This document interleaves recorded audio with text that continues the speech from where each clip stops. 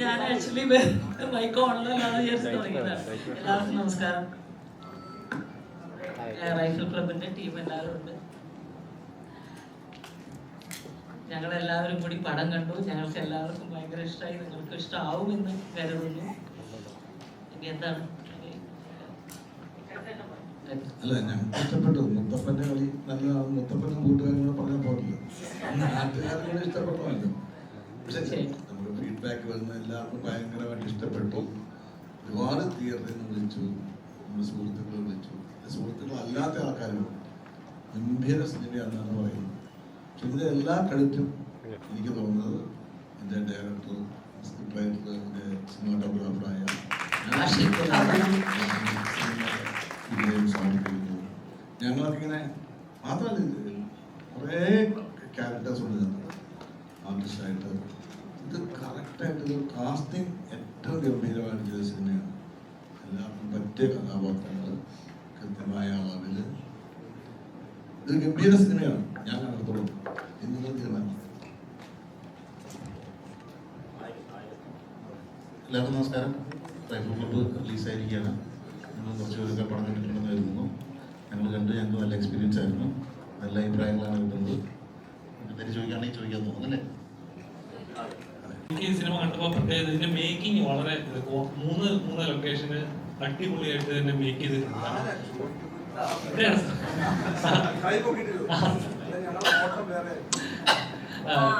പ്രത്യേകിച്ച് making and പറച്ചിലുള്ള സ്റ്റൈലുകൾ, over sentiments ഒന്നും ഇല്ലാതെ പടന്ന് പറഞ്ഞിട്ട് ഒരു ലാഗ് പോലും ഇല്ലാതെ ഇടുപിടി തീർക്കുന്നത്. ഇത് ഈ സിനിമ ഇങ്ങനെ ഒരു സിനിമ ഇങ്ങനെ കഥാപാത്രം കണ്ടപ്പോൾ ഫസ്റ്റ് മൈൻഡ് വന്നിട്ടായിരുന്നു ഇങ്ങനെ തന്നെ ഒരു അഭിപ്രായം വരുമെന്നുള്ളതായിരുന്നു നമ്മുടെ എല്ലാ ഘട്ടത്തിലെയും പ്രതീക്ഷ. ഇതിന്റെ ഐഡിയ പറയുമ്പം, അല്ലെങ്കിൽ ഇതിന്റെ റൈറ്റിംഗ് നടക്കുന്ന സമയത്തോ, അല്ലെങ്കിൽ ഇതിന്റെ ഷൂട്ട് നടക്കുന്ന സമയത്തോ ഒക്കെ ഈ സിനിമയെക്കുറിച്ചുള്ള പ്രതീക്ഷ ഒരു തരത്തിലും താഴത്തോട്ടൊരു ഘട്ടത്തിലും പോയിരുന്നില്ല എന്നുള്ളത് തന്നെയാണ്.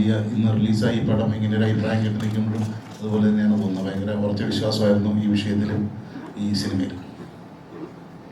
ഇത് ഞങ്ങൾ ഷൂട്ട് ചെയ്യുമ്പോൾ തന്നെ ഇതിൻ്റെ ഈ ഒരു പുതുമ, എന്താ പറയുക, ഈ സബ്ജക്റ്റ് മാത്രമല്ല, മേക്കിങ്ങിൻ്റെ പുതുമയും ഞങ്ങൾ സ്പോട്ടിൽ തന്നെ അനുഭവിച്ച ആൾക്കാരാണ്. കാരണം ആഷിക്ക് തന്നെയാണ് ക്യാമറ ചെയ്തിട്ടുള്ളതും, ആഷിക്ക് തന്നെയാണ് ഡയറക്ടറും. ശരിക്കും പറഞ്ഞാൽ ആ ലൊക്കേഷനിൽ ആഷിക്കുന്ന ഒരു ദിവസം പോലും ഒരു 5 മിനിറ്റ് പോലും ഞങ്ങൾക്ക് ഫ്രീ ആയിട്ട് കിട്ടിയിട്ടില്ല. ഞങ്ങളൊക്കെ ആലോചിക്കും, ഇയാൾ ഇങ്ങനെ കിടന്ന് കഷ്ടപ്പെടുന്നല്ലോ. പക്ഷെ ആ കഷ്ടപ്പാടിൻ്റെ എന്തുകൊണ്ടാണ് ആഷിക്ക് അന്ന് അത്രയും ഒരു ഹാർഡ് വർക്ക് എടുത്തിട്ടുള്ളത് എന്നുള്ളത് ഇന്ന് സിനിമ കണ്ടുള്ളതൊക്കെയാണ് നമുക്ക് മനസ്സിലായത്. കാരണം എളുപ്പമല്ല ഇങ്ങനത്തെ ഒരു സബ്ജക്റ്റ് എടുത്തിട്ട് അതിന് ഇത്രയും മനോഹരമായിട്ട് മേക്ക് ചെയ്യുക എന്ന് പറയുന്നത് എളുപ്പമുള്ള കേസല്ല. പ്രത്യേകിച്ച് ഡയറക്ടറും ക്യാമറാമാനും പ്രൊഡ്യൂസറും ഒരാൾ തന്നെയാണ് എന്ന് പറയുന്ന ഒരു അവസ്ഥയുണ്ട്. ഞങ്ങൾ ഏറ്റവും അധികം എൻജോയ് ചെയ്ത് വർക്ക് ചെയ്തിട്ടുള്ള ഒരു സിനിമയാണ്. നമുക്ക് എല്ലാ സിനിമയും പറയുന്ന ഒരു ഡയലോഗ് തന്നെയാണെങ്കിൽ പോലും ഇതിൻ്റെ പ്രത്യേകത ചിലപ്പോൾ ഇവരൊക്കെ പറഞ്ഞു കാണുമായിരിക്കും, ഇതിലൊക്കെ ചില എന്തെങ്കിലും പറഞ്ഞു കാണുമായിരിക്കും. നമുക്കൊരു കാരവൻ ലൈഫൊന്നും ഈ സിനിമയിലില്ലായിരുന്നു. കാരണം ഒരു എസ്റ്റേറ്റിൻ്റെ മണ്ടയ്ക്ക് മുകളിലൊരു ബംഗ്ലാവിലാണ് നമ്മൾ ഷൂട്ട് ചെയ്യുന്നത്. ഞങ്ങൾക്ക് താമസിക്കാനായിട്ട് ഓരോരോ റൂം ഉണ്ടാക്കി വെച്ചിരിക്കുക, അത്രയേ ഉള്ളൂ. എല്ലാവർക്കും ആണുങ്ങൾക്ക് വേറെ പെണ്ണുങ്ങൾക്ക് വേറെ എന്നൊക്കെ റൂം ഉണ്ടാക്കി വെച്ചിട്ടുണ്ടെങ്കിൽ പോലും ഒറ്റ റൂമിലായിരുന്നു ഞങ്ങളെല്ലാവരും അവിടെ കഴിഞ്ഞതൊക്കെ. ഈ സിനിമയ്ക്ക് അത്രത്തോളം ഈ ആർട്ടിസ്റ്റുമായിട്ടുള്ള എന്താ പറയുക ഒരു കെമിസ്ട്രി എന്ന് പറയുന്ന സംഭവം ഉണ്ടല്ലോ, അത് ഈ ഷൂട്ടിംഗ് ലൊക്കേഷനിൽ തന്നെ ഞങ്ങൾക്ക് ഫീൽ ചെയ്തിട്ടുള്ള ഒരു കാര്യമാണ്. ഇപ്പോൾ ഈ മോർണിംഗ് ഷോ കഴിഞ്ഞപ്പോൾ തന്നെ മൊബൈലൊക്കെ വരുന്ന മെസ്സേജുകളും അല്ലെങ്കിൽ നമ്മുടെ യൂട്യൂബേഴ്സും എല്ലാവരും തന്നെ പറഞ്ഞിട്ടുള്ളതൊക്കെ അതിന് വളരെ പോസിറ്റീവായിട്ടുള്ള ഒരു ഇതൊരു ഹോളിവുഡ് മേക്കിംഗ് ആണോ അല്ലെങ്കിൽ ബോളിവുഡ് മേക്കിംഗ് ആണോ എന്നൊക്കെ ചോദിക്കുന്നുണ്ട്. ഇത് ഏത് വുഡ് ആണെങ്കിലും ശരി, പക്ഷെ ഇങ്ങനെ ഒരു സിനിമ എന്ന് പറയുന്നത് നമുക്ക് വളരെ അപൂർവം കാണാൻ പറ്റുന്ന ഒരു സാധനമാണ്. ഇത് നമുക്കൊരു തിയേറ്റർ എക്സ്പീരിയൻസ് ചെയ്താൽ മാത്രമേ മനസ്സിലാവത്തുള്ളൂ. നമുക്കിതിൻ്റെ കഥയെ പറ്റിയോ അല്ലെങ്കിൽ ഇതിൻ്റെ മറ്റ് ഒരുപാട് കാര്യങ്ങളിലേക്ക് കടന്നു കഴിഞ്ഞാൽ ഇതിൻ്റെ സസ്പെൻസും കാര്യങ്ങളൊക്കെ ഒരു ഇതായിരിക്കും. സോ നമുക്ക് പറയാനുള്ള പ്രേക്ഷകർ ഇത് തിയേറ്ററിൽ കണ്ട് ആസ്വദിക്കണം എന്ന് മാത്രമേ ഉള്ളൂ. പക്ക ആഷിക് അബു ഫിലിം എന്ന് തന്നെ പറയാൻ പറ്റും. അപ്പോ ഈ റിലീസിന് മുമ്പായിട്ടേ പ്രമോഷൻസിന്റെ കാര്യം വരുമ്പോഴത്തേക്കും മറ്റ് സിനിമകളൊക്കെ ഭയങ്കര അധികം പ്രൊമോട്ട് ചെയ്തപ്പോ ഈ റൈഫിൾ ക്ലബ്ബ് കുറച്ചുകൂടെ സൈലന്റ് ആയിട്ട് നിന്ന് ഫസ്റ്റ് തന്നെ ഭയങ്കര ഹെവി പോസിറ്റീവ് റിപ്പോർട്ട്സ് വരുന്ന ഒരു കാഴ്ച നമ്മൾ കാണുന്നുണ്ട്. ഈ ലോ പ്രൊഫൈൽ വന്ന് ക്രിസ്മസ് തൂക്കാമെന്നുള്ളത് ഒരു പ്ലാൻ ആയിരുന്നു. പ്ലാൻ അല്ല, അത് കണ്ടന്റിലുള്ള നമ്മുടെ വിശ്വാസം കൊണ്ടാണ് ഫസ്റ്റ് സ്ക്രീനിങ് കഴിഞ്ഞിട്ട് ഒരു പ്രസ് മീറ്റ് വെക്കാമെന്ന് ടീം തീരുമാനിക്കുന്നത്, അല്ലെങ്കിൽ പ്രൊഡക്ഷൻ ഹൗസ് തീരുമാനിക്കുന്നത്, അല്ലെങ്കിൽ നമ്മൾ പടത്തിന് മുമ്പേ പ്രസ് മീറ്റ് വെച്ചാൽ എന്തായാലും എല്ലാവരും സിനിമ കണ്ടു കഴിയുമ്പോൾ അതിനെക്കുറിച്ച് സംസാരിക്കുന്നതാണല്ലോ, കുറച്ചുകൂടെ ക്ലാരിറ്റിയിട്ട് സംസാരിക്കാമല്ലോ. നമ്മൾ മുമ്പേ വന്ന് തള്ളേണ്ട കാര്യമില്ലോ, കണ്ടറിയാമല്ലോ എന്നാണ്. എടുത്ത് പറയേണ്ട ഒരു കാര്യം ഇതിന്റെ ഒരു കാസ്റ്റിംഗ് ആണ് കേട്ടോ. അത് സിനിമ കാണുമ്പോൾ മനസ്സിലാവും. അല്ല നമ്മളൊക്കെ ഓൾറെഡി സിനിമകളിൽ അഭിനയിച്ചിട്ടുള്ള ആൾക്കാരാണ്. ആദ്യമായിട്ട് അഭിനയിച്ചിട്ടുള്ള കുറച്ച് ആൾക്കാർ, പ്രത്യേകിച്ച് നമ്മുടെ ഹനുമാൻ കായ്, നമ്മുടെ സൂരജ്, അതൊക്കെ അതിഗംഭീരമായിട്ടുള്ളൊരു എൻട്രി, ഒരു ആദ്യ അനുഭവം എന്ന് പറയാം. കാരണം ഞാൻ ഗംഭീരമായിട്ടുള്ള ഒരു എൻട്രിയും തന്നെ ആക്ട് ചെയ്യുന്ന കുറേ ആൾക്കാരുണ്ട്. നടേ ശക്തി.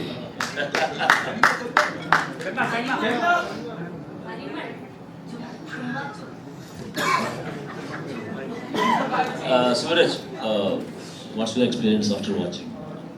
ഈ ഒരു വളരെ നല്ലൊരു എക്സ്പീരിയൻസ് ആയിരുന്നു. ആദ്യമായിട്ടായിരുന്നു പറഞ്ഞ മാതിരി ആദ്യമായിട്ടാണ് ആക്ട് ചെയ്യണത്. പക്ഷെ എൻ്റെ ചുറ്റുപാട് ഇത്രയും ടാലൻറ്റഡ്, ഇത്രയും വോമായ ആക്ടേഴ്സും അങ്ങനത്തെ ഒരു കാസ്റ്റ് ഉണ്ടാകുമ്പോൾ it was much more easier experience. പിന്നെ ആഷിക്കേട്ടനും നമ്മളെ വളരെ ഒരു പ്രസൻസ് ഉണ്ട്. അവർ ക്യാമറേൻ്റെ ബാക്കിലാണെങ്കിലും അല്ലെങ്കിൽ നമ്മളോട് സംസാരിക്കുകയാണെങ്കിലും നല്ലൊരു രീതിയുണ്ട്. എങ്ങനെയാണ് നമുക്ക് ഒരു ഫസ്റ്റ് ടൈം ആകുമ്പോൾ നമുക്ക് ആ ഒരു നെർവസ്നെസ് ഉണ്ടാവില്ല. പക്ഷെ അത് റിമൂവ് ചെയ്യാൻ പറ്റിയ ഡയറക്ടറായിരുന്നു. ആൻഡ് ദാറ്റ് ടു താങ്ക് ആഷിക്കേട്ടൻ for trusting me with this. Because പറഞ്ഞ മാതിരി ഇവർ മുന്നിലൊക്കെ ഞങ്ങൾക്ക് I have no idea, right? പക്ഷെ ആദ്യമായിട്ടൊന്ന് ചെയ്യുമ്പോൾ ഇറ്റ്സ് എൻ ഓണർ.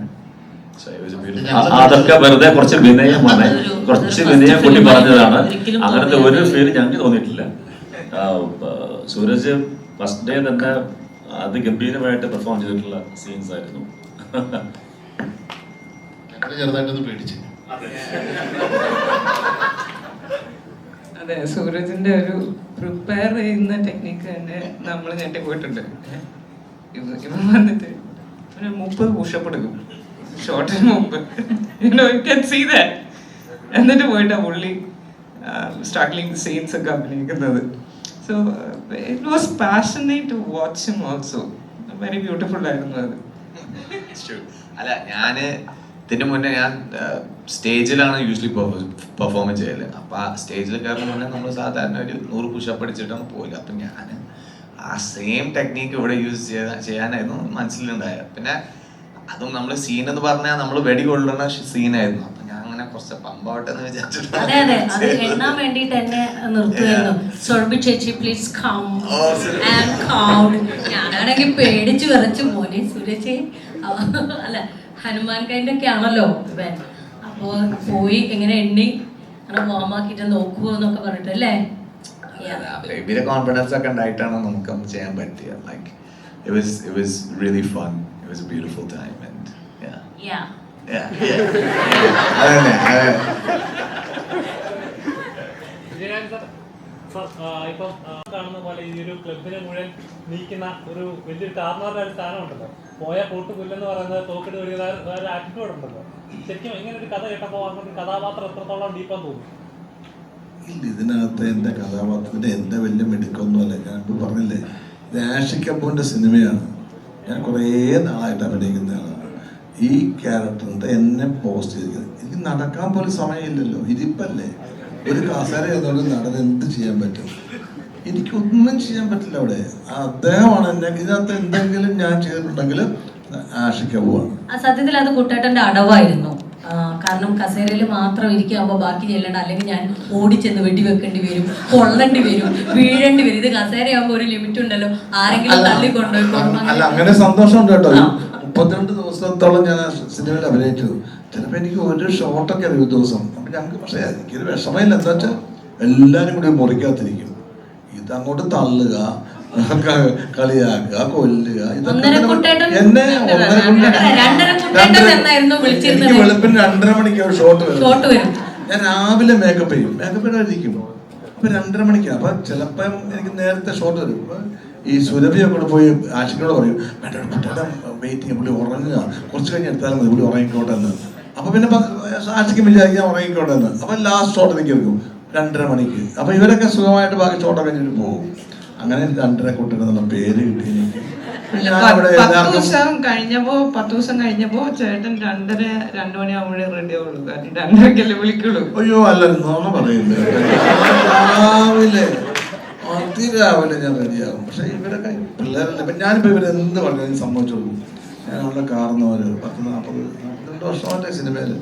പക്ഷെ അഹങ്കാരമൊന്നും കുട്ടേട്ടൻ കാണിച്ചില്ല. അഹങ്കാരമല്ല, അഹങ്കാരം എന്റെ അവസ്ഥയാ. അഹങ്കാരമല്ല കുഞ്ഞെ, പിടിച്ചു നിൽക്കണ്ടേ നിങ്ങളുടെ കൂടെ. ഇത് നാക്കാന്നറിയുമ്പോഴൊക്കെ ഒരിക്കലും ഞാൻ മലയാള സിനിമ ഇത്രയും വർഷമായിട്ട് നിന്നിട്ടും ഇതിന്റെ കൂടെ നിൽക്കുക എന്നുള്ളതാണ് ഏറ്റവും വലിയ പ്രശ്നം. ഞാൻ സർവൈവ് ചെയ്ത് വരുന്നുണ്ട് കേട്ടോ, എന്താണ് കുഴപ്പമില്ല, ഞാൻ പിടിച്ചു നിൽക്കും. ഇവിടെ തരണം ചെയ്യാൻ പറ്റുമെങ്കിൽ ഞാൻ ഇനി കുറെ കൂടെ നിൽക്കും. പാസ്സായാൽ ഞാൻ ഇങ്ങനെ എനിക്ക് എന്നെ ആർക്കും തടുക്കാൻ പറ്റില്ല. ഇത് പാസ്സായി ഞാൻ സുരഭി.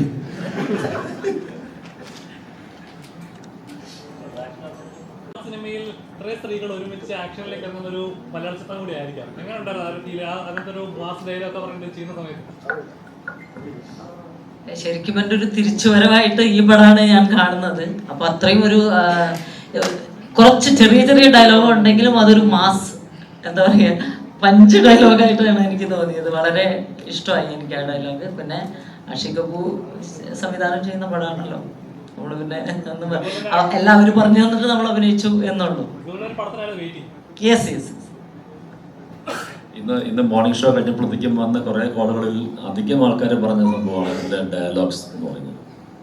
ഷാമുഷ്കരൻ എന്താ പറയുക, നമ്മൾ കാച്ചി കുറുക്കി എടുത്ത ഡയലോഗ്സ് എന്നൊക്കെ പറയുന്നത്.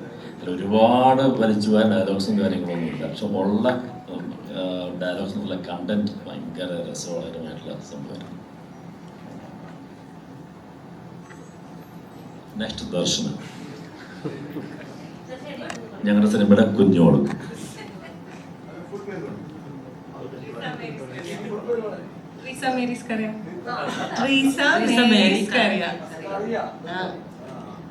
ഒന്നുമില്ല, എനിക്ക് ഇത്രയും ആക്ടേഴ്സിനോട് ഒരുമിച്ച് വർക്ക് ചെയ്തിരിക്കുന്നത് ഐ തിങ്ക് ഫസ്റ്റ് ടൈം ആണ്. നാടകത്തിലൊക്കെ ചെയ്യുന്ന പോലത്തെ ഒരു ഫീലിംഗ് ആയിരുന്നു.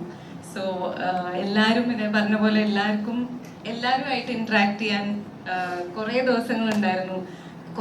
കുറച്ച് ഷോട്ട് എടുക്കും, ബാക്കി നേരം നമുക്ക് പല പല പരിപാടികളായിട്ട് ക്യാബിൻസിൽ ഞങ്ങൾ എല്ലാവരും ഒരുമിച്ചായിരുന്നു. അപ്പോൾ it was A great time. അപ്പോൾ ഇതിപ്പോൾ തിയേറ്ററിൽ കാണുമ്പോഴും every one has their space and എല്ലാവരെയും ഇപ്പോൾ ലൈക്ക് യു സെഡ്, ഇപ്പോൾ women all of us coming together action ചെയ്യുന്നു എന്നുള്ളതിൽ എല്ലാവർക്കും ഭയങ്കര സ്പെസിഫിക് ആയ ഒരു സ്പേസ് ഉള്ള പോലെ എനിക്ക് കണ്ടപ്പോഴും തോന്നി. So I hope everybody feels the same. Thank you. രസകരമായിട്ട് തോന്നിയ ഒരു കാര്യം, അത് പറഞ്ഞു തുടങ്ങാൻ നല്ലത് സൂരജാണ്. കാരണം സൂരജിനെ അഭിനയിക്കാൻ വിളിച്ചിട്ട് ഷൂട്ടിൻ്റെ ഡേറ്റ് ആയിട്ടും സൂരജ് അവിടെ നിന്ന് ഇങ്ങോട്ട് വരുന്നില്ല. അപ്പോൾ ശ്യാമിൻ്റെ അടുത്ത് പറഞ്ഞാണ്, സൂരജ് പറഞ്ഞു എനിക്ക് സ്ക്രിപ്റ്റ് അയച്ചതാണ്, എനിക്ക് ക്യാരക്ടറിൻ്റെ ഡീറ്റെയിൽ വേണം, എനിക്ക് കഥ കേൾക്കണം എന്നൊക്കെ പറഞ്ഞു. അപ്പോൾ ഞങ്ങളെല്ലാവരും ആദ്യമേ ഉണ്ടായിരുന്ന ഏറ്റവും വലിയ റൈഫിൾ ക്ലബിൻ്റെ ഒരു പ്രത്യേകത അതാണ്, ആ സിനിമയുടെ കഥ. പക്ഷേ ഒരു പേജിലും എഴുതി തരാവുന്ന കഥയേ ഉള്ളൂ. പക്ഷെ ക്യാരക്ടേഴ്സിനെ അത്രമാത്രം ഡീറ്റെയിൽ ചെയ്തിട്ടുള്ള ഒരു സിനിമ അടുത്ത കാലത്തൊന്നും വന്നിട്ടില്ല. Each and every character well defined ആണ്. അത് റൈറ്റിംഗ് പാർട്ടായാലും അതിൻ്റെ മേക്കിംഗ് പാർട്ടായാലും അത്ര പെർഫെക്റ്റ് ആണ്. അപ്പോൾ സൂരജിൻ്റെ അടുത്ത് ശ്യാം അവസാനം ഫോണിൽ വിളിച്ചിട്ട് പറഞ്ഞു, ഇങ്ങോട്ട് കയറി വാങ്ങിച്ചനെ, ഇവിടെ വന്നിട്ട് പിടിക്കാൻ നമുക്ക്. ആ പിടുത്തമാണ് സിനിമയെ കണ്ടത്. അപ്പോൾ ഇങ്ങനെ ഓരോ ക്യാരക്ടറും ഈ സിനിമയിൽ കൃത്യമായിട്ടുള്ളൊരു ആർക്കുണ്ട്, അവർക്കൊരു ഹൈ പോയിന്റ് ഉണ്ട്. അവരെ കൃത്യമായിട്ട് അങ്ങോട്ടും ഇങ്ങോട്ടും ഈ ക്ലബ് മെമ്പേഴ്സ് തന്നെ പരസ്പരം അങ്ങോട്ടും ഇങ്ങോട്ടും ഓരോരുത്തർ കൂക്കിയിട്ടാണ് തുടങ്ങുന്നത് തന്നെ ഓരോ ക്യാരക്ടേഴ്സിന്. അത് കഴിഞ്ഞിട്ട് ഓരോ മെമ്പറിനെയും നിങ്ങൾക്ക് കൃത്യമായിട്ട് റെക്കഗ്നൈസ് ചെയ്യാവുന്ന രീതിയിൽ അത് എഴുതപ്പെട്ടിട്ടുണ്ട്. അത് നന്നായിട്ട് ട്രീറ്റ് ചെയ്ത് ഷൂട്ട് ചെയ്തിട്ടുള്ള ഒരു സിനിമയാണ്. അപ്പോൾ ഞാൻ സെറ്റിലേക്ക് പോകുമ്പോൾ ഞാൻ ആഷിഖിൻ്റെ അടുത്ത് ഫസ്റ്റ് പറഞ്ഞൊരു കാര്യമാണ്, എൻ്റെ ആദ്യത്തെ എക്സൈറ്റ്മെൻറ്റ് എന്ന് പറയുന്നത് ഒരു ഡയറക്ടർ തന്നെ, അതും ആഷിഖ് ഇതുവരെ ക്യാമറ ചെയ്ത ഒരു സിനിമ നമ്മൾ കണ്ടിട്ടില്ല. ഇതിനു മുമ്പ് ഒരു സിനിമ ചെയ്തിട്ടുണ്ട്, ലവ്ലി, അതിന് റിലീസാവാൻ പോകുന്നേ ഉള്ളൂ. അപ്പോൾ അതെനിക്കൊരു എക്സൈറ്റ്മെൻ്റ് ആയിരുന്നു, എങ്ങനെയായിരിക്കും ആഷിഖ് ചെയ്യുന്നത്. ചിലപ്പോൾ ഒരു ഓപ്പറേറ്റിംഗ് ക്യാമറാമാൻ വെച്ചിട്ടായിരിക്കും ചെയ്യുന്നത്, പക്ഷെ അങ്ങനെയല്ല. ഒരു സിംഗിൾ ഷോട്ട് പോലും വേറൊരു ക്യാമറാമാന് കൊടുക്കുന്നത് ഞാൻ കണ്ടിട്ടില്ല. സെക്കൻഡ് DOP ഉണ്ട്, പക്ഷെ സ്റ്റിൽ ആഷിഖ് എല്ലാം ഷൂട്ട് ചെയ്യുന്നുണ്ടായിരുന്നു. അപ്പോൾ അത്ര രസകരമായിട്ടുള്ള ഒരു സെറ്റും ഒരു വൈബും ഞങ്ങൾക്ക് കിട്ടിയിരുന്നു. അപ്പോൾ ആ എനർജി ഇന്ന് സത്യത്തിൽ തിയേറ്ററിൽ ഇരിക്കുമ്പോൾ ടോട്ടൽ ബ്ലാങ്ക് ആയിരുന്നു. ഇത് വർക്കാവുന്നുണ്ടോ ഇത് അറിയുന്നില്ല, കാരണം നമുക്ക് ആ ഒരു ജഡ്ജ്മെന്റ് പോയിരുന്നു. പക്ഷെ പുറത്തിറങ്ങി കഴിഞ്ഞതിന് ശേഷം ഓരോരുത്തർ വിളിക്കുമ്പോഴും തിയേറ്ററിൽ നിന്ന് കിട്ടുന്ന റെസ്പോൺസും അത് ഭയങ്കര ഹൈ ആയിരുന്നു. കാരണം നമ്മളൊരു കഥയല്ല ഈ സിനിമ, ശരിക്കും ഇതിൻ്റെ ഒരു ട്രീറ്റ്മെൻ്റ് ആണ്. ഈച്ച് ആൻഡ് എവറി ക്യാരക്ടർ ഓരോ പോയിന്റും ഹൈ ആക്കുന്നുണ്ട്. ആ ഹൈ ആക്കുന്നത് പ്രേക്ഷകന് കിട്ടിയാൽ മാത്രം വർക്കാവുന്ന ഒരു സിനിമയാണ്. അത് വർക്കായിട്ടുണ്ടെന്ന് അറിയുന്നതിൽ വളരെ സന്തോഷം. Thank you.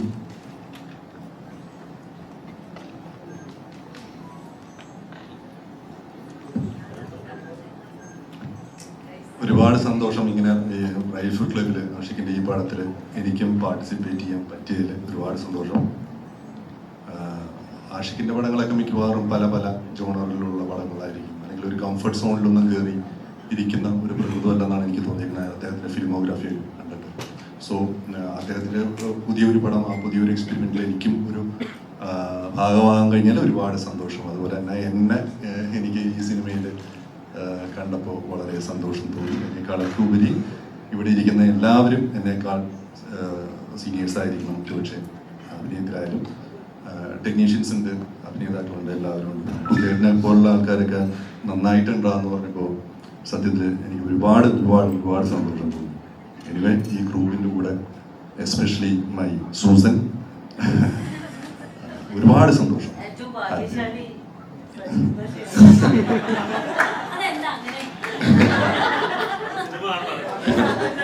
പലരും പലരും വിളിക്കുമ്പോഴൊക്കെ ഇതിന്റെ ഹ്യൂമർ നന്നായിട്ട് വർക്കായിട്ട് ചിരിച്ചു.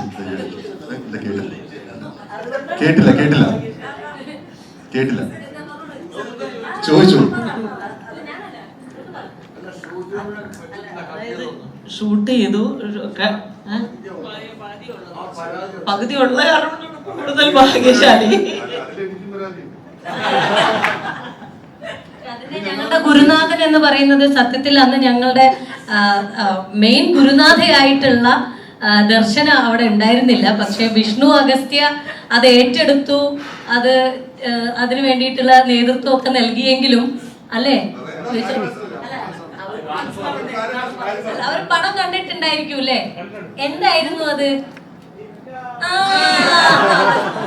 അത് ഇല്ലത്തുനിന്ന് ഇറങ്ങുകയും ചെയ്തു, അമ്മാത്തട്ട് എത്തിയതും ഇല്ല എന്നുള്ളൊരു അവസ്ഥയാണ്.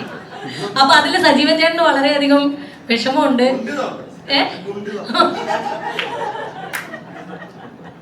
അതെ, അപ്പോ സാരല്ല സജീവൻ ചേട്ടാ, നമുക്കത് ഡിലീറ്റഡ് സീൻസ് എന്ന് പറഞ്ഞിട്ട് ഒരു പീസ് എടുത്ത്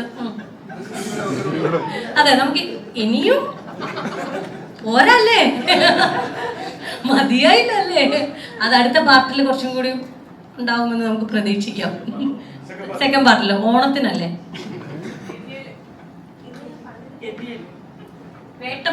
വേട്ടമൃഗം രാപ്പാടി പ്രൊഡക്ഷൻസിന്റെ വേട്ടമൃഗത്തിൽ നമുക്കത് കാണാവുന്നതാണ്.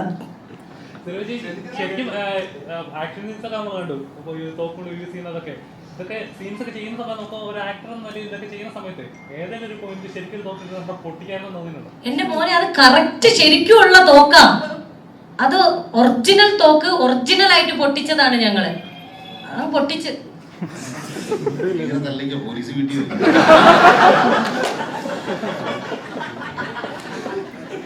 ഒരു മയത്തിലൊക്കെ തള്ളാവും എന്നോട് കുട്ടേട്ടൻ പറഞ്ഞിരുന്നു.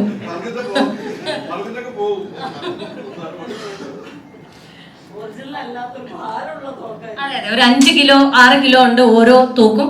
അതിൽ ചെറിയ തോക്ക് ഉപയോഗിച്ചത് ദർശനയാണെന്ന് മാത്രം അല്ലേ? ഇങ്ങനെ സ്ത്രീ ക്യാരക്ടേഴ്സ് ഒരു മലയാള സിനിമയിൽ അങ്ങനെ തോക്കെടുത്തിട്ട് ചന്നം പിന്നെ പിടിക്കും, എന്ത് രസമാണെന്നറിയോ? ഞാൻ ചന്നം പിന്നെ വെച്ചിട്ടില്ല. ഞാൻ 3 പേരെ വെച്ചു, 3 പേരെ ഞാൻ കൊന്നു. ഉറപ്പാണ്. ഞാൻ എന്റെ ഉണ്ടകൾ ഒന്നും പാഴായിട്ടില്ല. അപ്പോൾ എനിക്ക് വളരെയധികം സന്തോഷമുണ്ട്. കാരണം ശ്രീ ശങ്കരാചാര്യ യൂണിവേഴ്സിറ്റിയിൽ പഠിക്കാൻ പോയതുപോലെയുള്ള ഒരു വൈബായിരുന്നു. ഇവരെല്ലാവരും കണ്ടില്ല, എത്ര സീനിയേഴ്സ് ആണ്. പൊന്നമ്മ ചേച്ചി ആണെങ്കിലും കുട്ടേട്ടനാണെങ്കിലും ഓരോ ദിവസവും വൈകുന്നേരം ഈ കൺവിൻസിങ് സ്റ്റാർ വന്നിട്ട് ഞങ്ങളെ കൺവിൻസ് ചെയ്യും. പിന്നെ ദർശനയും അതുപോലെ തന്നെ വിഷ്ണു അഗസ്ത്യയും അദ്ദേഹം കൺവിൻസ് ചെയ്തിട്ടുണ്ടായിരുന്നു. അവസാന ദിവസം നിങ്ങൾ ഏത് പാതിരാത്രിയിലാണെങ്കിലും എന്ത് പ്രശ്നം ഉണ്ടെങ്കിലും, അത് രാഷ്ട്രീയമായിക്കോട്ടെ, സിനിമയായിക്കോട്ടെ, പോലീസ് കേസ് ആയിക്കോട്ടെ, ഏത് പാതിരാത്രിയിലും എന്നെ വിളിക്കണം. ദർശന ഭാവം അത് കേട്ട് വിശ്വസിച്ചു, വിളിക്കും ചേട്ടാ, എന്റെ പട്ടിയെടുക്കും പോണത്. അത്രയും ഞങ്ങളെ കൺവിൻസ് ചെയ്തുകൊണ്ടിരിക്കുകയായിരുന്നു ഓരോ ദിവസങ്ങളിലും. പിന്നെ വാണി ചേച്ചി ആയിക്കോട്ടെ, ഉണ്ണിമാങ്കോ ആയിരുന്നു ഞങ്ങളുടെ സ്പൈ വർക്ക് ചെയ്തുകൊണ്ടിരുന്നത്. കാരണം കഥയൊന്നും ഞങ്ങൾക്ക് അത്ര ഇതറിയില്ല. അപ്പൊ പെട്ടെന്ന് അവിടെയൊക്കെ പോയി ഇന്ന് ഇങ്ങനെ സംഭവിക്കും അങ്ങനെ സംഭവിക്കും എന്നൊക്കെ ഞങ്ങൾക്ക് പറഞ്ഞു തന്നത് മാംഗോ ആണ്. പിന്നെ സൂരജിനെ പറ്റി ഞാൻ ആവശ്യത്തിൽ നമ്മളുടെ സ്റ്റാർ വിനീതേട്ടൻ, അദ്ദേഹത്തിന്റെ ഭക്ഷണം നിങ്ങൾ എല്ലാവരും കണ്ടുപഠിക്കേണ്ട ഒന്നാണ്. പച്ചക്കറികൾ മാത്രം, പലതരത്തിലാണ് അദ്ദേഹം ഫുഡ് കഴിക്കുന്നത്. അതുകൊണ്ടാണ് ഈ ഒരു നിത്യ യൗവനം ഷാജഹാൻ ഇപ്പോഴും സൂക്ഷിക്കുന്നത്. പിന്നെ പരിമളിനെയും എനിക്ക് അധികം കൂടെ വർക്ക് ചെയ്യാൻ പറ്റിയിട്ടില്ല. നമ്മുടെ തെലുങ്ക് ഡയറക്ടർ ഒന്ന് എണീറ്റ് നിൽക്കുമോ? Sorry, Kannada director Natesh Hegde. അദ്ദേഹം ഒരു വില്ലനായിരുന്നു. അദ്ദേഹത്തിന് പക്ഷെ ടുട്ടുമോൻ വെടിവെച്ച് കൊന്നു. അവർക്ക് വേണ്ടി നീ സംസാരിച്ചു കളയല്ലേ? അവർ സംസാരിച്ചോളൂ. പക്ഷെ അവരെ നമ്മൾ പരിചയമാണ്. അവരെ ഒന്നും സംസാരിക്കുന്നില്ല. നീ നിർത്തിയാലേ സംസാരിക്കാൻ പറ്റുള്ളൂ. മൈക്ക് കൊടുത്തു. Mic. So thank you for having me. Shyam said this is the first time in Malayalam film history a snipe shooter is hitting the target. So I'm happy to do that role. And also some of the greatest minds are here. It's privilege to work with them. Thank you. Vishnu Agasthya. ഞാൻ വിഷ്ണു അഗസ്ത്യ. അപ്പോൾ ഞാൻ ആർഡിക്സിന് ശേഷം വരുന്ന ഒരു സിനിമയാണ്. അപ്പോൾ ഇത്രയും ഭയങ്കര എന്താ പറയുക, ഇത്രയും വൈബുള്ള ഒരു ക്രൂവിൻ്റെ കൂടെ വർക്ക് ചെയ്യാൻ പറ്റിയതിൽ ഭയങ്കര സന്തോഷം. Thank you. ഇല്ല, ഉണ്ണിമാങ്ക ഒന്നും പറയില്ല, പറഞ്ഞോ. അല്ല, എന്തെങ്കിലും ചോദിച്ചാൽ പറയാം. എന്തെങ്കിലും വിഷ്ണുവിനോട് ആരെങ്കിലും എന്തെങ്കിലും ഒന്ന് ചോദിക്കും. ഫൈറ്റ് സീൻസ് ഒക്കെ നമ്മൾ കണ്ടിട്ടുള്ളായിരുന്നു. പക്ഷെ ഒരു നോർമൽ ഇങ്ങനൊരു ക്ലബിനകത്ത് ഒരു ഗോഡ് ഫാദർ എന്നല്ല ആ തോക്ക് വെച്ചിട്ട് ഡയലോഗ് ഉണ്ടല്ലോ, എന്ത് ചോദ്യമാണ് ഇതുണ്ടല്ലോ, അതായത് രാജേട്ടൻ്റെ തോക്ക് വെച്ചിട്ട് അങ്ങനത്തെ സീൻസുകളൊക്കെ ഉണ്ടല്ലോ. അപ്പം ചെയ്യുന്ന സമയത്ത് നമുക്കൊരു ഏകദേശം ഒരു ഒരേ സർക്കിളാണ് വർക്ക് ചെയ്ത് ഒരു ഇങ്ങനത്തെ തീം കേൾക്കുമ്പോൾ ഫസ്റ്റ് മൈൻഡിൽ വരുന്നൊരു കാര്യം ഉണ്ടല്ലോ, എന്തായിരുന്നു അത്?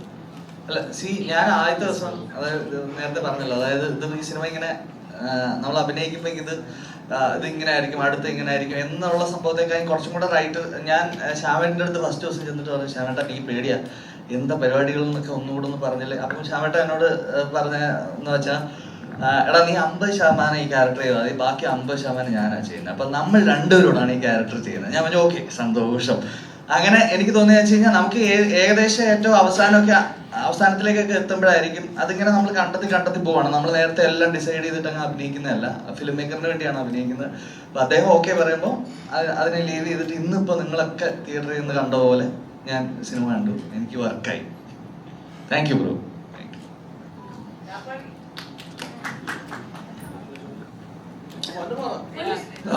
എല്ലാവർക്കും നമസ്കാരം.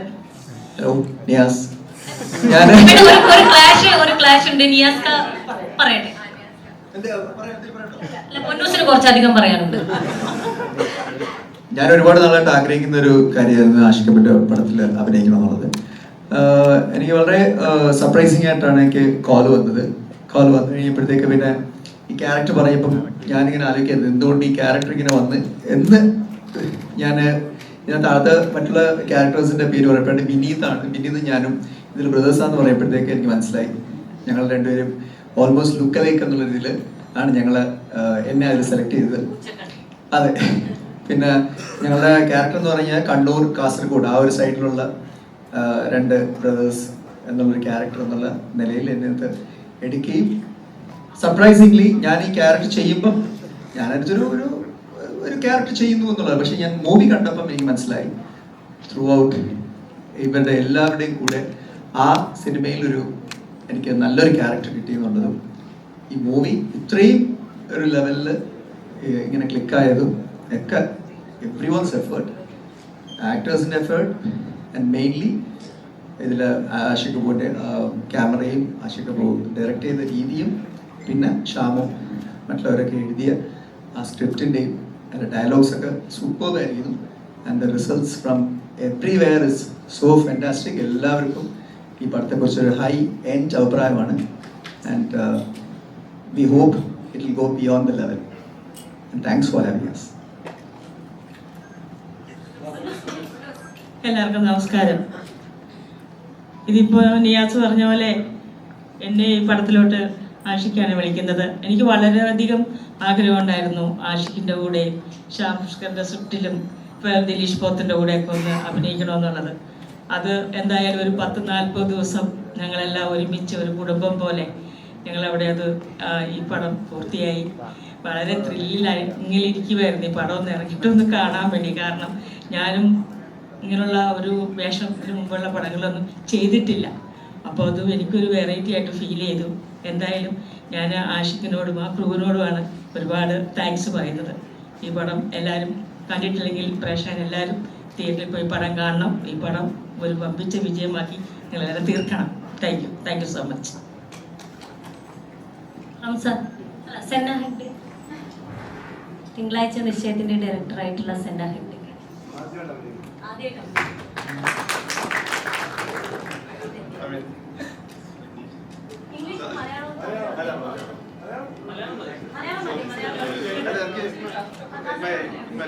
ഞാൻ ഒരിക്കലും ആക്ടർ ആവുമെന്ന് വിചാരിച്ചില്ല. I had no aspiration.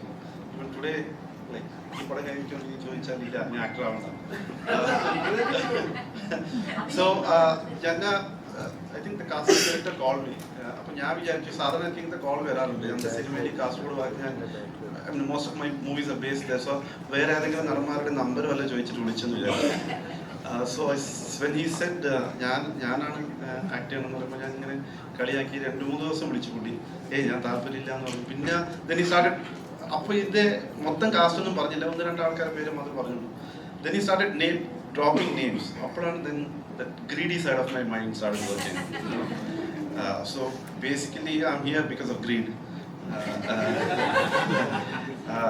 Because nobody wants to lose an opportunity to work with these names and the bigger names who are not on the stage today.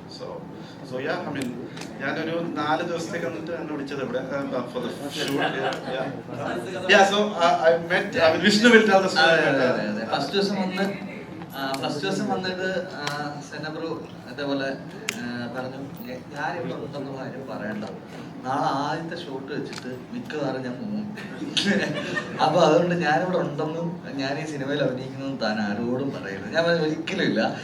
പക്ഷെ പതുക്കെ അഭിനയിച്ച് വന്നപ്പോ ഫസ്റ്റ് പരിചയപ്പെട്ട ഇദ്ദേഹത്തെ കൊല്ലുന്നത് ഞാനാ. അതൊരാശ്വാസമായിരുന്നു. So yeah, I mean, so 4 ദിവസത്തേക്ക് വന്നതാ. I think I stayed because I was part of the entire family of. I start with Suraj, then I finish with Kashyap. So and Suraj and me were the first friends. Namla അടുത്തടുത്ത room ആയിരുന്നു. So I was so nervous and it was his first time. So I told him take extra 5 push-ups for me. So that gives me extra confidence. So yeah, it's a wonderful opportunity and yeah, I'm really grateful. Thank you. എല്ലാവർക്കും നമസ്കാരം. ഞാനതിനകത്ത് rifle ക്ലബ്ബിൽ രാപ്പാടി എന്ന് പറഞ്ഞിട്ട് ഒരു വേഷമാണ് ചെയ്തിരിക്കുന്നത്. So happy to be with all this vibrant team. ഞാൻ കാസ്റ്റിങ്ങിൻ്റെ ഭാഗമായിട്ട് ആദ്യം മിലിന്ദാണ് വിളിക്കുന്നത്. മിലിന്ദും ഇവരും കൂടെ എനിക്കൊന്ന് പടം തുടങ്ങുന്നതിന് 2-3 മാസം മുമ്പ് വിളിച്ചിട്ടുണ്ടായിരുന്നു. അപ്പോൾ വല്ലപ്പോഴും ഇതുപോലെ എന്തെങ്കിലുമൊക്കെ ഒരു വെറൈറ്റി ആയിട്ടൊക്കെ ചെയ്യാനായിട്ട് ഓപ്ഷൻ സാഹചര്യം കിട്ടുന്നത്. So very grateful. പടം നല്ല അഭിപ്രായം വരുന്നുണ്ട്. ഒരുപാട് പേര് വിളിക്കുകയും മെസ്സേജ് അയക്കുന്നുണ്ട്. ഈ ക്രിസ്മസിന് ഒരു ഒപ്പിച്ച വിജയമാവട്ടെ. പടം ആൾക്കാർ മനസ്സിലായിട്ടെ. Thank you.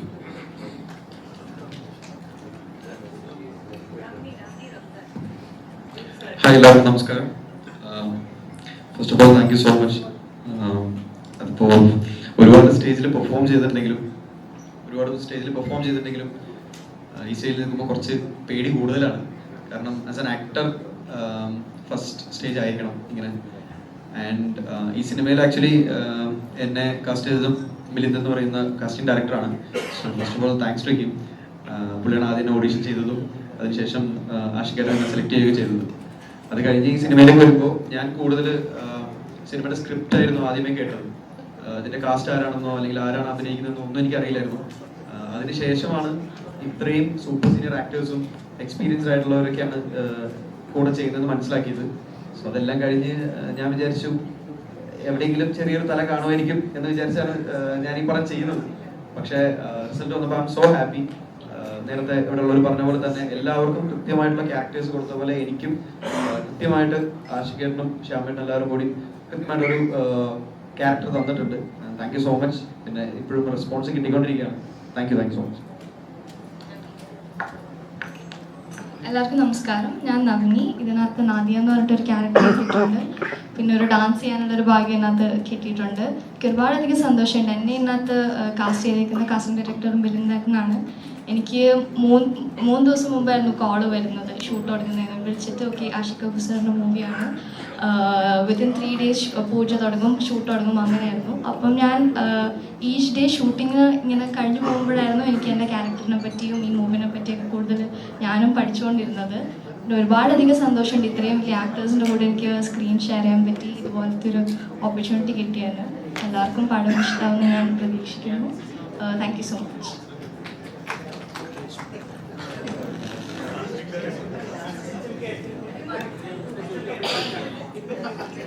പിടിക്കപ്പെട്ടു. എൻ്റെ പേര് പരിമൽ. ബിച്ചു എന്ന് പറഞ്ഞ ക്യാരക്ടറാണ് ഞാൻ ചെയ്തത് പടത്തില്. എല്ലാവരും പറഞ്ഞ പോലെ ഇത്രയും പേരുടെ കൂടെ വർക്ക് ചെയ്യാനും ഇങ്ങനത്തെ ഒരു മൂവിന്റെ ഭാഗമാകാൻ പറ്റിയതിലും വളരെ സന്തോഷം. ആഷിഖേട്ടനും ശ്യാമേട്ടനും ഫുൾ സപ്പോർട്ട് തന്നതുകൊണ്ടാണ് ഇത്രയും ചെയ്യാൻ പറ്റിയത്. ബിക്കോസ് ഇത് എൻ്റെയും ഫസ്റ്റ് ടൈം ആണ്. Thank you so much for having me. ഇത്രയും പേരുടെ കൂടെ വർക്ക് ചെയ്യാൻ പറ്റിയതിൽ വളരെ സന്തോഷം.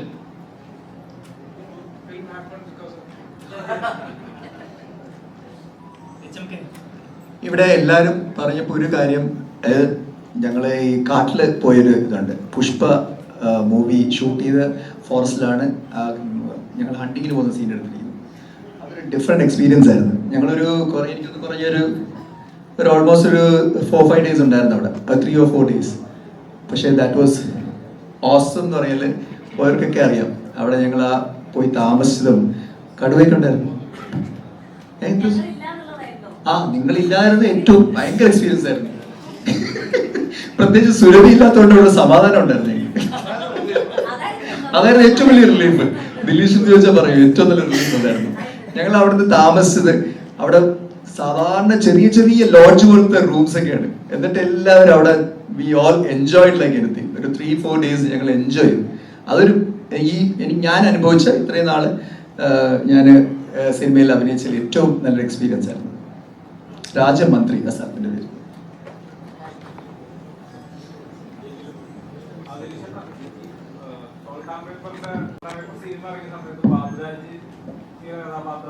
അന്ന് നിലനിന്നിരുന്ന ബാബുരാജിനെ കണ്ടത് വേറൊരു രീതിയിലാണ് അയാൾ പിന്നെ സ്വീകരിച്ചത്. അതുപോലെ തന്നെയാണ് ഈ സിനിമയില് പൊന്നമ്മ ചേച്ചി ഷെൽഫ് തുറന്ന് വെടിവെക്കുന്ന ആ ഒരു സീൻ. അപ്പോൾ ഈ കഥാപാത്രത്തിന് വേണ്ടിയിട്ട് സംസ്കരണം എഴുതുമ്പോൾ അതെങ്ങനെയാണ് അത് വെയിറ്റ് ചെയ്യുന്നത് സിനിമയിലേക്ക്? അല്ല, ശ്യാമ വളരെ ഡീറ്റെയിൽ ആയിട്ട് ക്യാരക്ടേഴ്സ് എഴുതുന്ന ഒരു റൈറ്ററാണ്. അത് പലതവണ പല സിനിമകൾ കൊണ്ട് പ്രൂവ് ചെയ്തിട്ടുള്ളതാണ്. ശ്യാമ ആഷിഖിന് വേണ്ടിയിട്ട് നിരവധി ക്യാരക്ടേഴ്സ് എഴുതിയിട്ടുണ്ട്. എല്ലാം ഭയങ്കര സൂപ്പർ ഹിറ്റ് ക്യാരക്ടേഴ്സാണ്. അപ്പം സോൾട്ടാമ്പൂരിലെ ബാബുച്ചേട്ടൻ്റെ ക്യാരക്ടർ പോലെ ഈ സിനിമയിലേക്കാണ് ഒരുപാട് ക്യാരക്ടേഴ്സ് ഉണ്ട്. അപ്പം അത് സുഹാസും ദിലീഷും ശ്യാമോടെ എഴുതുമ്പോൾ അങ്ങനത്തെ ഒരു ക്യാരക്ടേഴ്സിനെ അതിൻ്റെ ഒരു പൂർണ്ണതയിൽ ഒരു സിനിമയിൽ ഒരു മേജർ പ്ലോട്ടിനെ അങ്ങനെ ഫോളോ ചെയ്യാനില്ലായിരിക്കും. ചെറിയൊരു ത്രെഡിലൊരു പടം നടക്കുമ്പോഴത്തേക്കും അതിൽ ക്യാരക്ടേഴ്സിനെ ഫോളോ ചെയ്തായിരിക്കും സിനിമ മുമ്പോട്ടേക്ക് പോവുക. അപ്പം ഇത്രയധികം ക്യാരക്ടേഴ്സ് ഇപ്പം ഈ പ്രസ് മീറ്റിന് 10-20-30 ക്യാരക്ടേഴ്സ് ഉണ്ട് ഈ സിനിമയിൽ.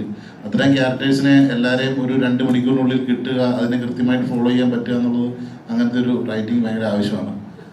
അത് വിജയിച്ചിട്ടുണ്ടെന്നാണ് ഞാൻ കരുതുന്നത്. ആഷിഖേട്ടൻ ഭയങ്കര രസമായിട്ട് ആ ക്യാരക്ടേഴ്സിനെ ഫ്രെയിമിലേക്ക് ആക്കിയിട്ടുണ്ട്. എക്സലൻ്റ് ആണ്.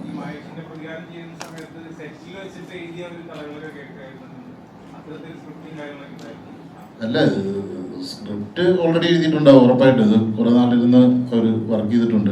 പല ഡ്രാഫ്റ്റുകൾ ഇപ്പം ഞാൻ തന്നെ ഷൂട്ട് തുടങ്ങുന്നതിന് മുമ്പ് പല ഡ്രാഫ്റ്റും പല ചേഞ്ചസും ഒക്കെ ആയിട്ട് പലതവണ കേട്ടിട്ടുണ്ട്. ഒരു ക്ലാരിറ്റി ഉണ്ടാവും. പിന്നെ ഉറപ്പായിട്ടും അപ്ഡേഷൻസ് ഉണ്ടാവും, ഇംപ്രൊവൈസേഷൻ സെറ്റിൽ ഉണ്ടാവാറുണ്ട്. അതാണ് സംഭവിക്കുന്നത്. ഇതിപ്പോൾ നമുക്ക് കിട്ടുന്ന ക്യാരക്ടറിനെ അങ്ങനെ ചെയ്ത് പ്രസൻറ്റ് ചെയ്ത് വരുമ്പോഴത്തേക്ക് ഉണ്ടാകുന്ന ചെറിയ ഇംപ്രൊവൈസേഷൻസ് ആയിരിക്കും, അല്ലെങ്കിൽ കറക്ഷൻസ്, പുതിയ ഫീഡുകളൊക്കെ ആയിട്ട്. നാളെ 2 ചിത്രങ്ങളാണ്. ഓവർ വയലൻസ് ഉള്ള ഒരു ചിത്രവും ഇറങ്ങുന്നു, അത് കോമഡി ചിത്രങ്ങളും ഇറങ്ങുന്നുണ്ട്. ഇനി ബറോസ് വരാൻ പോകുന്നു. അപ്പോൾ ടൈറ്റ് കോമ്പറ്റീഷനാണ്. ഈ സമയത്താണ് ഇറക്കിയത് കുറച്ച് കടുപ്പമായി തോന്നുന്നു. അല്ല, എനിക്ക് തോന്നുന്നു ഒരു കാലം ഇപ്പം നമ്മളിപ്പം എത്രയോ വർഷമായിട്ട് സിനിമകൾ ഓരോ സീസണിൽ 4, 5, 6 സിനിമകൾ വരുന്നു. ഒരു സമയത്തും ഒരു സിനിമയുടെ വിജയം മറ്റൊരു സിനിമയ്ക്ക് ആളെ കുറയ്ക്കുന്നതായിട്ട് ഇതുവരെ കണ്ടിട്ടില്ല. ഏത് സീസണിലായാലും 2 നല്ല സിനിമ വന്നിട്ടുണ്ടെങ്കിൽ 2 പടം ഓടും, 4 നല്ല സിനിമ വന്നു കഴിഞ്ഞാൽ 4 ഓടും. ഇനി ഒരു പടവും നല്ലതല്ലെങ്കിൽ ഒരു പടം ഓടത്തില്ല. അതാണ് അതിൻ്റെ റിയാലിറ്റി എന്നാണ് തോന്നുന്നത്. ഒന്നിനും കോമ്പറ്റീഷൻ ഒന്നും അല്ല. നമുക്ക് എന്തായാലും ക്രിസ്മസിന് ഇഷ്ടം പോലെ അവധി ദിവസമുണ്ട്. 3, 4, 5 നല്ല പടം വന്നാലും കാണാനുള്ള സമയമുണ്ട്.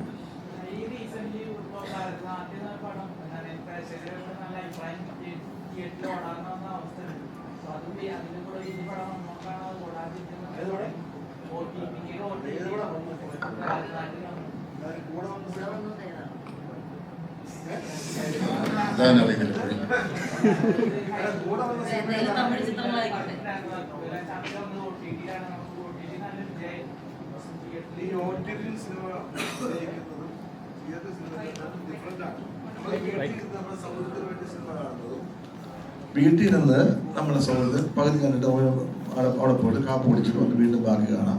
അല്ലെങ്കിൽ പിള്ളേരിടയ്ക്ക് വഴക്കുണ്ടാക്കും, അവിടെ പിള്ളേരെ സമാധാനിപ്പിച്ച് ബാക്കി കാണാം. അതുപോലെ തിയേറ്റർ സിനിമ 2 എൻറ്റയർ ഡിഫറെൻ്റ് ആണ്. തിയേറ്റർ എക്സ്പീരിയൻസും നമ്മുടെ OTT അതിൻ്റെ ഭയങ്കര ഡിഫറൻസ് ആണ്. ഇത് നമ്മൾ കമ്പയർ ചെയ്യാനേ പാടില്ല. ഇതൊരു സിനിമയുടെ വേറൊരു സിനിമ വന്നുകൊണ്ടാണ് ഒരു സിനിമ ശ്രദ്ധിക്കാതെ പോണെന്ന് എനിക്ക് തോന്നിയിട്ടില്ല. ഇന്നുവരെ അങ്ങനെ മലയാളത്തിലൊരു എനിക്ക് അങ്ങനെ ഒരു അനുഭവം തോന്നിയിട്ടില്ല. വേറൊരു സിനിമ ഭയങ്കര വിജയത്തിൽ ഓടുന്നതുകൊണ്ട് വേറെ സിനിമയ്ക്ക് ആളില്ലാണ്ട് പോകുന്ന അങ്ങനത്തെ ഒരു അവസ്ഥയൊന്നുമില്ല. നമുക്കിപ്പം നല്ലൊരു സിനിമയാണെങ്കിൽ ആരും തിയേറ്ററിൽ നിന്ന് മിസ് ചെയ്യണമെന്ന് എനിക്ക് തോന്നുന്നത്. നമ്മുടെ ആവശ്യമാണല്ലോ നല്ലൊരു സിനിമ തിയേറ്ററിൽ വരുമ്പോൾ തിയേറ്ററിൽ തന്നെ കാണുക എന്നുള്ളത്.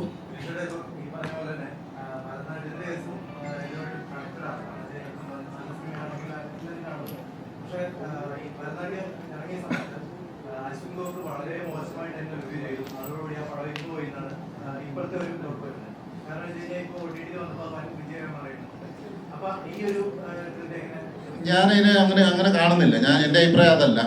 ഞാൻ ഒരാളൊരു റിവ്യൂ പറഞ്ഞെന്ന് വെച്ചിട്ട് ഒരു സിനിമയ്ക്ക് ആൾ കയറാതിരിക്കുന്നു ഞാൻ കരുതുന്നില്ല. ഒരാളുടെ റിവ്യൂവിനെ ബേസ് ചെയ്തിട്ടൊന്നും അല്ല മലയാള സിനിമ അല്ലെങ്കിൽ ഇൻഡസ്ട്രി നിലനിൽക്കുന്ന അല്ലെങ്കിൽ ആളുകൾ കയറുന്നത്. ആളുകൾ ഇപ്പം അതിന് ചെറുതായിട്ട് ചിലപ്പോൾ സ്വാധീനിക്കുമായിരിക്കും എന്നല്ലാതെ അത്രയ്ക്കൊക്കെ ഉള്ളതെന്നാണ് ഞാൻ കരുതുന്നത്. ഇനിയിപ്പോൾ ഒരാൾക്കോ അല്ലെങ്കിൽ ഒരു റിവ്യൂറിനോ അല്ലെങ്കിൽ 2, 3 പേർക്ക് ഒരു സിനിമ ഇഷ്ടപ്പെട്ടില്ല എന്ന് കരുതി ആ സിനിമ പോപ്പുലർ ആകാതിരിക്കണം എന്നൊന്നും ഒരു നിർബന്ധമില്ല. ആളുകൾ ഒരു മൗത്ത് പബ്ലിസിറ്റിയിൽ അല്ലെങ്കിൽ ഇപ്പം നമ്മൾ വളരെ കുറച്ച് ആളുകളായിരിക്കും ഒരു റിവ്യൂ കണ്ടിട്ട് സിനിമയ്ക്ക് പോകുന്നതെന്ന് എനിക്ക് തോന്നുന്നത്, ഞാൻ വിശ്വസിക്കുന്നത്. അധികം പേര് നമുക്ക് അടുത്തറിയാവുന്ന ഒരാളുടെ ഒരു പേഴ്സണലി അറിയാവുന്ന ഒരാൾ നമ്മുടെ ഒരു സുഹൃത്തൊരു പടം കണ്ടിട്ട് അയാൾ പറയുന്ന ഫീഡ്ബാക്കിനെ അടിസ്ഥാനമാക്കിയാണ് കൂടുതൽ ആളുകളും പോകുന്നതെന്നാണ് സിനിമ കാണാൻ തീരുമാനിക്കപ്പെടുന്നതെന്നാണ് ഞാൻ വിശ്വസിക്കുന്നത്.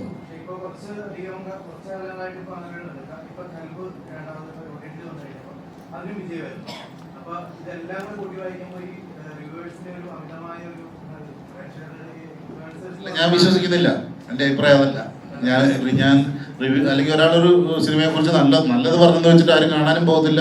അല്ല, തീരെ ചെറിയ സ്വാധീനം ഉണ്ടാവുമായിരിക്കും എന്നേ ഉള്ളൂ. അല്ലാണ്ട് ഒരു മികച്ച സിനിമയെ ഇല്ലാണ്ടാക്കാൻ ഒരു റിവ്യൂവിനൊന്നും പറ്റില്ല. ഒരാളൊരു റിവ്യൂ പറഞ്ഞെന്ന് വെച്ചിട്ട് ഒരു മികച്ച സിനിമയെ ഇല്ലാണ്ടാക്കാൻ പറ്റില്ല എന്ന് ഞാൻ ഉറച്ചു വിശ്വസിക്കുന്നു. അതേപോലെ ഒരു മോശം സിനിമേനെ ഒരാൾ 4 പേര് നല്ലത് പറഞ്ഞെന്ന് വെച്ചിട്ട് നന്നാക്കാനും പറ്റില്ല. ആൾക്കാർ അത്ര പൊട്ടന്മാരൊന്നും അല്ല പ്രേക്ഷകർ.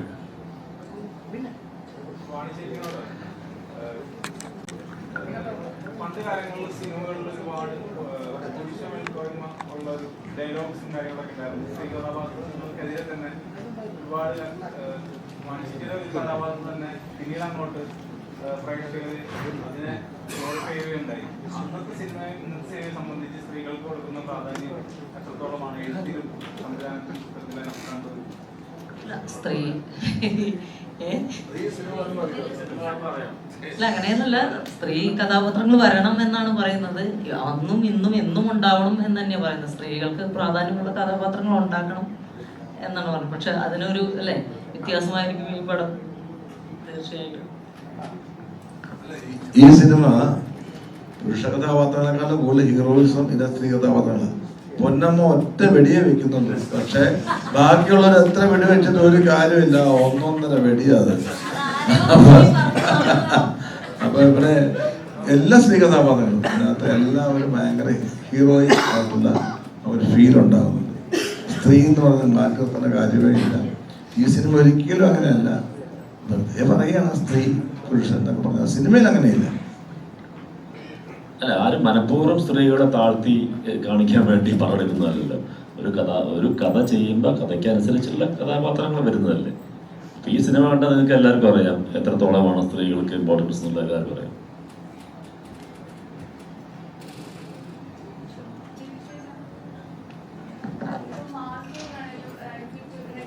പ്രൊമോഷൻ അധികം കുറവായിരുന്നു. ഇപ്പോൾ ആദ്യത്തെയൊക്കെ ട്രെൻഡ് എന്ന് പറഞ്ഞാൽ എല്ലാ സിനിമകൾക്കും വലിയ ഹൈപ്പ് കൊടുത്ത് ജനങ്ങളിലേക്ക് എത്തിച്ച് എല്ലാവരും ഇപ്പോൾ പുഷ്പ അങ്ങനെ ഒരുപാട് മൂവിയാലും ആൾക്കാരിലേക്ക് അധികമായിട്ട് പ്രതീക്ഷകളുടെ അമിത ഭാരം അടിച്ചേൽപ്പിക്കുകയായിരുന്നു. ഇങ്ങനെ ഒരുപാട് പ്രൊമോഷനൊക്കെ ഉണ്ടാവും. അപ്പോൾ റൈഫിൾ ക്ലബ്ബൊക്കെ ഈ പ്രൊമോഷൻ കുറവായിരുന്നു. സിനിമ കഴിഞ്ഞിട്ടാണ് ഇപ്പോൾ പ്രസ് മീറ്റ് ആയാലും വെച്ചിട്ടുള്ളത്. ഇപ്പോൾ മാർക്കോ ആയാലും നാളെ റിലീസിന് എത്തിയാണ്. അപ്പോൾ അത് റിവ്യൂ നേരത്തെ റിവ്യൂവിൻ്റെ കാര്യമാണ്. ഇപ്പോൾ റിവ്യൂവിനെയൊക്കെ അങ്ങനെ പേടിച്ചിട്ടാണോ അതോ അങ്ങനെ ആൾക്കാരിൽ നിന്ന് ഇത്രയും ഹൈപ്പ് കൊടുത്തിട്ട് ഇങ്ങനെ ആവും അങ്ങനെയൊക്കെയുള്ള റിവ്യൂകൾ വരുന്നത് കൊണ്ടാണോ ഇപ്പൊ അങ്ങനെ ട്രെൻഡ് മാറിക്കൊണ്ടിരിക്കുന്നത്? ട്രെൻഡ് മാറിയെന്നൊന്നും എനിക്ക് തോന്നുന്നില്ല. അത് ഓരോ സിനിമയുടെ മാർക്കറ്റിംഗ് സ്ട്രാറ്റജി അനുസരിച്ചായിരിക്കും അത് അങ്ങനെ ചെയ്യപ്പെടുന്നത്. പിന്നെ എന്ന് വെച്ചാൽ നമ്മൾ സിനിമയിൽ പ്രവർത്തിച്ച കുറച്ച് ആൾക്കാർ സിനിമ ഇറങ്ങുന്നതിന് മുമ്പ് വന്നിരുന്നിട്ട് ഭയങ്കര തള്ളുതള്ളി ഭയങ്കര സിനിമയാണ്, നിങ്ങളെല്ലാവരും പറഞ്ഞ ആനയാണ് കുതിരയാണ് എന്ന് പറയുന്നതൊക്കെ എത്രമാത്രം എഫക്റ്റീവാണ് എന്ന് എനിക്ക് തോന്നുന്നില്ല. ഇതിലൊക്കെ ഇപ്പം കാരണം ഇപ്പം നമുക്കൊരു സിനിമ ഇന്നിപ്പം ഇറങ്ങി, ഇന്ന് റിലീസായി, രാവിലത്തെ ഷോ കഴിഞ്ഞ് ഉച്ച കഴിയുമ്പോഴത്തേക്കും കേരളത്തിൽ ഇപ്പം ആ ഒരു സിനിമയോട് അടുത്ത് നിൽക്കുന്ന അല്ലെങ്കിൽ സിനിമ കാണുന്ന കേരളത്തിലെ ഒരു 90% പ്രേക്ഷകനും ഈ സിനിമയെക്കുറിച്ചുള്ള റിവ്യൂ അല്ലെങ്കിൽ ആളുകളുടെ അഭിപ്രായം കിട്ടിക്കഴിഞ്ഞ് അവരിന്ന് തന്നെ തീരുമാനിച്ചിട്ടുണ്ട് ഈ ആഴ്ച ഈ സിനിമ കാണണോ വേണ്ടയോ എന്നുള്ളത് കേരളത്തിലെ മുഴുവൻ പ്രേക്ഷകരും തന്നെ തീരുമാനിച്ചിട്ടുണ്ട്. അപ്പോൾ അതിന് വേണ്ടിയിട്ട് നമ്മളിങ്ങനെ ഒരു മാസങ്ങളുടെ ഒരുക്കമൊന്നും ആവശ്യമില്ല എന്നുള്ളതാണ് തോന്നുന്നത്. അല്ലെങ്കിൽ ഈ സാഹചര്യത്തിൽ അതിപ്പോൾ ഇന്ന് രാവിലെ പടം റിലീസായി വൈകുന്നേരം ഇപ്പോൾ എല്ലാവരും പറഞ്ഞിട്ടുണ്ട് പടം നല്ലതാണോ അല്ലയോ എന്നുള്ളത്. അപ്പോൾ അതനുസരിച്ച് ആൾക്കാർ ടിക്കറ്റ് എടുക്കും, സിനിമ കാണും, അത്രേ ഉള്ളൂ. അതിനകത്ത് ഭയങ്കര ഒരു പ്രീ തള്ളിൻ്റെ ആവശ്യമില്ല എന്നാണ് ഞാൻ പറയുന്നത്. അത് ജസ്റ്റ് ആൾക്കാരെ ഒന്ന് അറിയിക്കുക എന്നുള്ളതാണ് അത്ര ആവശ്യമുള്ളൂ തോന്നുന്നു. ഞാനിപ്പോൾ ഇത് അനാവശ്യമായിട്ട് പറയാൻ തോന്നും, അഹങ്കാരമായിട്ട് ചിലപ്പോൾ തോന്നും, സത്യമായിട്ടുള്ള കാര്യം പറയണമെന്ന് തോന്നിയോണ്ട് പറയുക. ഞാനൊരു 40-42 വർഷമായി സിനിമയിൽ നിൽക്കുന്നു. അന്ന് ഈ റിവ്യൂ പരിപാടിയൊന്നുമില്ല. സിനിമ വരുന്നു, നാന, വെള്ളി നക്ഷത്രം, അങ്ങനെ ചിത്രകാർത്തി, അങ്ങനെ കുറേ മാഗസിനുണ്ട്. അതിനകത്ത് കൊള്ളാമെന്ന് പറയും, അല്ലെങ്കിൽ സിനിമ തിയേറ്റർ നല്ലതാണെങ്കിൽ ഓടും. ഇപ്പോഴും അതാണ് അവസ്ഥ. അല്ലാതെ ഈ റിവ്യൂ കൊണ്ട് നടന്ന ആളല്ല ഞാൻ ഇനി നിൽക്കാൻ പോകുന്നത് റിവ്യൂ കൊണ്ട്. അപ്പോൾ റിവ്യൂ പറഞ്ഞിട്ട് അത് ഭയങ്കര ബോറാണെന്ന് ഞാൻ ബോറായിട്ട് അഭിനയിച്ച റിവ്യൂ പറഞ്ഞ് ബോറാന്ന് പറഞ്ഞോ. ഞാൻ നന്നായിട്ട് അഭിനയിച്ചൊരു ബോറാന്ന് പറഞ്ഞ പ്രേക്ഷകൻ സമ്മതിക്കില്ല. ഞാൻ എന്തുകൊണ്ട് ഇത്രയും വർഷം നിൽക്കുന്നു?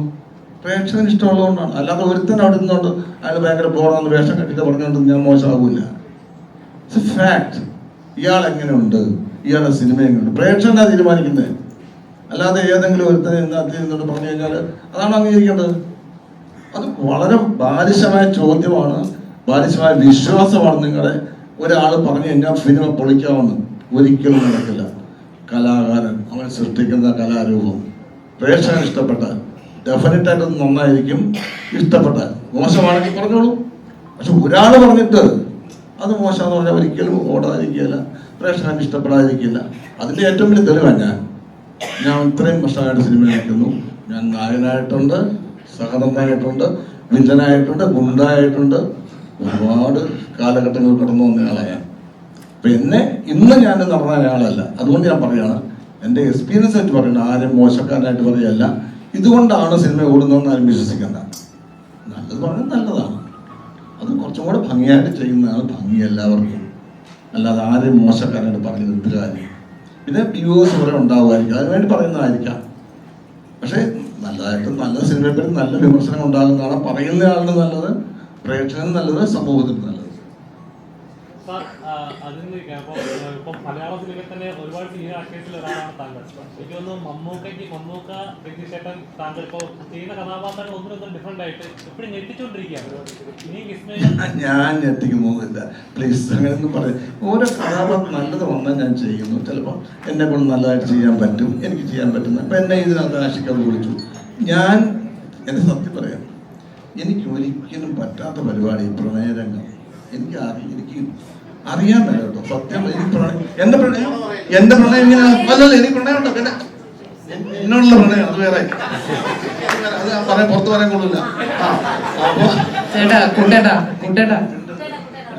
നേരത്തെ സൂരജിന്റെ കാര്യം പറഞ്ഞ പോലെ പിന്നെ അപ്പൊ എന്റെ പ്രണയം അത് എനിക്ക് അറിയില്ല. ശരിക്കും പറഞ്ഞാൽ എന്നെ ആദ്യം കാമുകനായിട്ട് സിനിമയിൽ അവതരിപ്പിച്ച് ആഷിക പോവാണ്. സോൾട്ട് ആൻഡ് പെപ്പർ എന്ന സിനിമയിൽ എന്തൊരു വലിയ കാമുകനാണ്. കണ്ട പ്രേക്ഷകർ പറഞ്ഞത് ലാല്, ശ്വേത, ആസിഫ് അലി അവരുടെ പ്രണയമൊക്കെ ഉണ്ട്. പക്ഷെ എൻ്റെ പ്രണയം, എൻ്റെ കാമുകയെ കാണിക്കുന്നുമില്ല. പക്ഷെ ഞാൻ ഭയങ്കര കാമുകനായിട്ട് എല്ലാവർക്കും തോന്നുന്നുണ്ട്. ഞാൻ ഡയറക്ടറുടെ മിടുക്കാണ്, എൻ്റെ മിടുക്കല്ല. അങ്ങനെ എന്നെ നല്ലൊരു ക്യാരക്ടറായിട്ട് ഇന്ന് ഇത്രയും നാൾ നിലനിർത്തിക്കൊണ്ടിരുന്ന ഡയറക്ടേഴ്സാണ്, ഇവിടുത്തെ പ്രൊഡ്യൂസേഴ്സാണ്, ഇവിടുത്തെ പ്രേക്ഷകരാണ്. അല്ലാതെ ഈ പറഞ്ഞ ഞാൻ പറഞ്ഞത് മനസ്സിലായില്ലേ, ഒരാൾ പറഞ്ഞുകൊണ്ട് അങ്ങനെ ആവില്ല സിനിമ. തൽക്കാലം ഒരു ചില കാര്യങ്ങൾ നടക്കുമായിരിക്കും.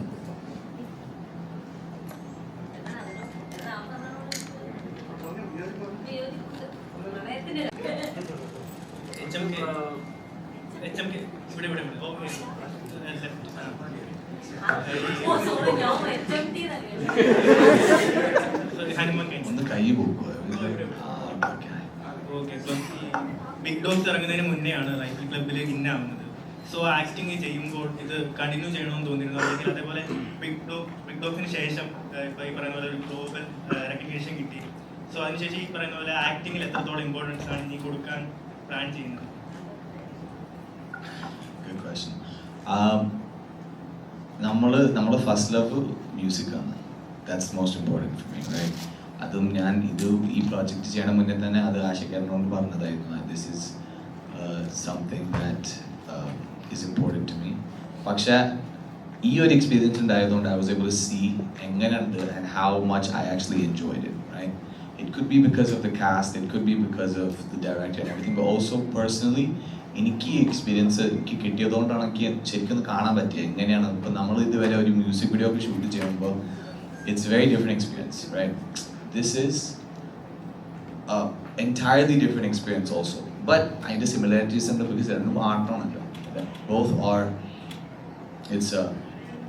it's an experience personally and for the visual the audience.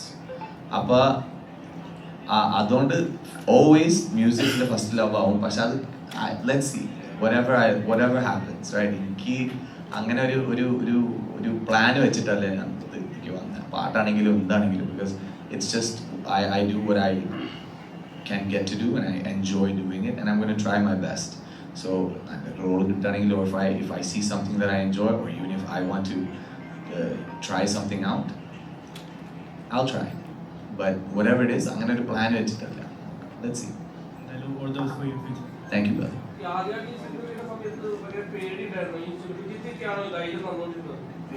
Actually, പേടി കൊണ്ടുവന്നത് ഈ side. No, jokes is that actually ധൈര്യം തന്നത് എല്ലാവരും സുരഭിച്ചേറ്റ് നന്നായിട്ട് തന്നെ എല്ലാവരും തന്നു. ബിക്കോസ് അങ്ങനത്തെ ഒരു എൻവയറമെന്റ് ഉണ്ട്. ഇറ്റ്സ് ലൈക്ക് ബിക്കോസ് ഇപ്പൊ എല്ലാവരും ഇവിടെ കാണുന്നുണ്ടല്ലോ, എല്ലാവരും like everyone's like family, everyone's joking and having a good time. And നമ്മൾ ഇത്ര എക്സ്പീരിയൻസ്ഡ് ആയ ആക്ടേഴ്സിൻ്റെ അടുത്ത് വരുമ്പോൾ നമുക്കും ഒരു ഡൗട്ട് ഉണ്ടാവുമല്ലോ, how would it go, how would they be? But instantly അവരോട് സംസാരിക്കാൻ തുടങ്ങിയാൽ എല്ലാവരും everyone is so nice and so warm and it was really good. Yeah. So നമുക്ക് വൈൻഡപ്പ് ചെയ്താലോ? അല്ലേ? Okay, thank you so much. കാണാത്ത ഒരു സിനിമ കാണുക, അഭിപ്രായങ്ങൾ അറിയിക്കുക. Thank you. അപ്പോൾ എന്തായാലും റൈഫിൾ ക്ലബിൻ്റെ ക്രൂ എന്ന നിലയിൽ ഞങ്ങൾ എല്ലാവരും ഭയങ്കര ഹാപ്പിയാണ്. വെറൈറ്റി സിനിമ കാണാൻ ആഗ്രഹിക്കുന്ന, പ്രത്യേകതരം സബ്ജക്റ്റുകൾ കാണാൻ ആഗ്രഹിക്കുന്ന പ്രേക്ഷകരോട് പറയാനുള്ളത് ധൈര്യമായിട്ട് എടുത്തോ, വന്നോ, കണ്ടോ. ഓക്കെ.